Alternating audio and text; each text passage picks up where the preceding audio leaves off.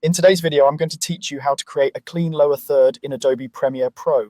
A lower third is that small professional bar near the bottom of the screen that introduces a person or provides quick context. It's simple to make, looks polished, and can be reused across your projects.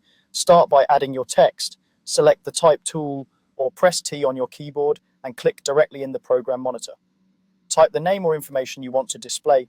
Think along the lines of a role, a topic, or a channel identifier. Keep it short and clear, and avoid putting any sensitive personal details on screen. If the text appears too small or too large at first, don't worry, you'll refine it in the next step. Next, open the Essential Graphics panel so you can style and organize your graphic. Go to the Window menu and choose Essential Graphics. In the panel, make sure your text layer is selected. This is where you'll control the look and layout all in one place.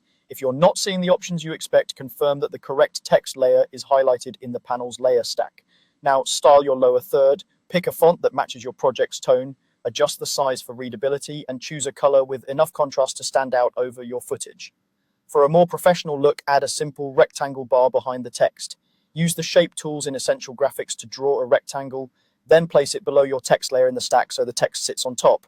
Tweak the fill color, corner radius, and opacity until it complements your video. Subtle is often better than flashy. Clean lines and balanced spacing go a long way. Position the entire graphic in the bottom corner of the screen.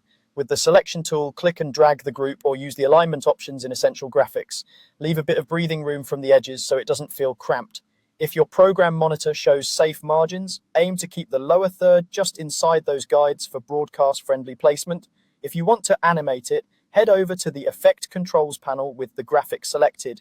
Create a simple slide or fade by keyframing position or opacity. For a slide, start just off screen and move it into place over half a second to a second. For a fade, animate opacity from 0 to 100. Add ease in and ease out for a smoother, more natural motion, then preview to make sure it feels tight and unobtrusive. And that's it, clean, styled, positioned, and optionally animated. Save this as a template